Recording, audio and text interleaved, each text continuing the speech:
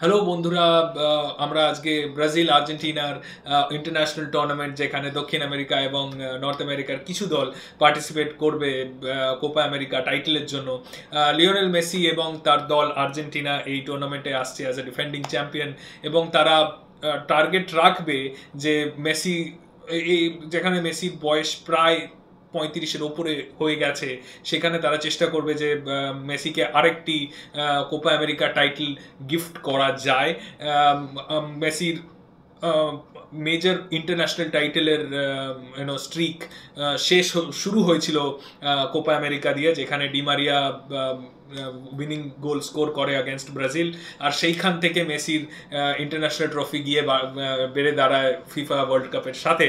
এবং এই এই এই এডিশনে আমরা এই জিনিসটা দেখবো যে ফিফা কোপা আমেরিকার ফাইনালও হচ্ছে এমন একটি স্টেডিয়ামে যেখানে মেসি নিজের ক্লাব ফুটবল খেলে, which is inter Miami.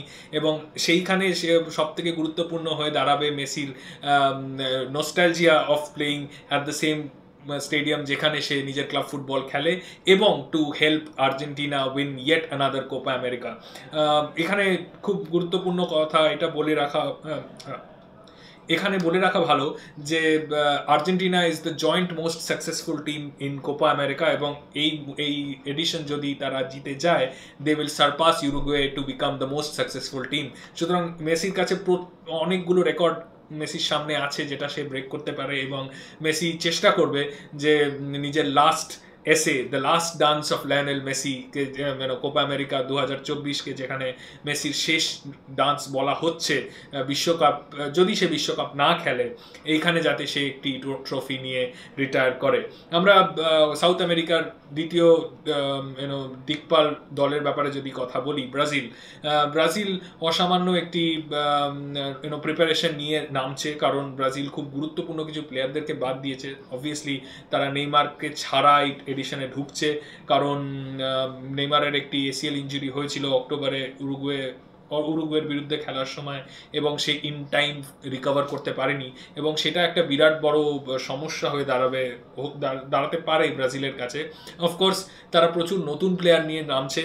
Endrick তাদের যুব সেন্সেশন, যে রিয়াল মাদ্রিদের হয়ে সাইন করেছে কিন্তু এখনও তাদের হয়ে খেলেনি। ভিনিসিয়াস জুনিয়র খুব রিসেন্টলি চ্যাম্পিয়ন্স লিগ জিতে টুর্নামেন্টের মধ্যে প্রবেশ করবে, এবং সবথেকে গুরুত্বপূর্ণ হবে তাদের কেমিস্ট্রি দেখার। নতুন একটি কোচের আন্ডারে তারা টুর্নামেন্টে নামছে, এবং সবথেকে ইন্টারেস্টিং হবে দেখা যে আর্জেন্টিনা লিওনেল মেসির প্রাক্তন কোচ মার্সেলো বিয়েলসা এখন একটি নতুন দলের কোচ হিসাবে দায়িত্ব নিয়েছে। উরুগুয়ের হয়ে তিনি নামবেন, এবং সেই জন্যেই আর্জেন্টিনা, ব্রাজিল এবং উরুগুয়ে তিনটে ফেভারিট হয়ে দাঁড়াচ্ছে এই টুর্নামেন্টের জন্য।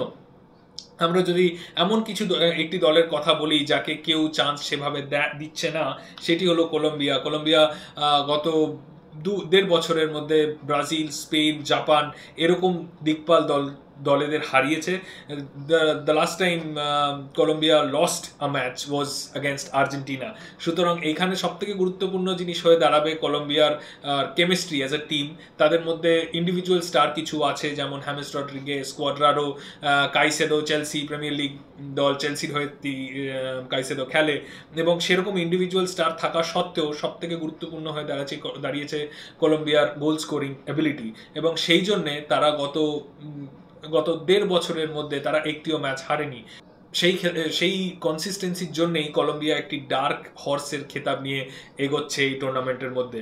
আমরা যদি কিছু পার্টিকুলার প্লেয়ারদের কথা বলি যাদের আমরা খেলতে দেখতে পাবো না, তার মধ্যে সব থেকে গুরুত্বপূর্ণ হবে নেইমার, যার ব্যাপারে আমি কিছুক্ষণ আগে এই ভিডিওতে কথা বলেছি, প্লাস ক্যাসেমিরো, যার ফর্ম এবং কনসিস্টেন্সি খুব একটা মেনটেন করতে পারেনি সে গত মরশুমে, যার জন্য তাকে সেই দলের মধ্যে ব্রাজিল দলের মধ্যে রাখা হয়নি।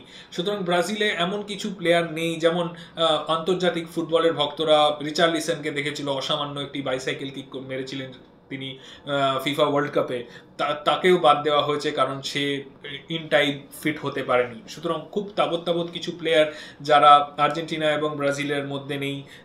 নতুন একটি যুব স্কোয়াড অ্যানাউন্স করেছে মেক্সিকো, যেখানে গাইয়েরমো ওচোয়ার মতো গোলকিপার নেই, যাকে আমরা বিশ্বকাপে দেখেছি লেভানডস্কির পেনাল্টি সেভ করতে গত এডিশনে, এবং সে 4 বছর অন্তর প্রত্যেকবার ক্লাব ফুটবলে খুব একটা বিরাট কিছু না করলেও আন্তর্জাতিক স্তরে সে অসামান্য কিছু কাজ করে দেখাতো।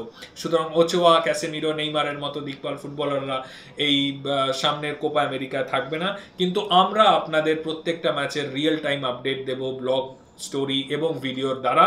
স্পোর্টস স্টারকে ফলো করতে ভুলবেন না, এবং যারা যারা এই ভিডিও দেখছেন তাদেরকে অসংখ্য ধন্যবাদ।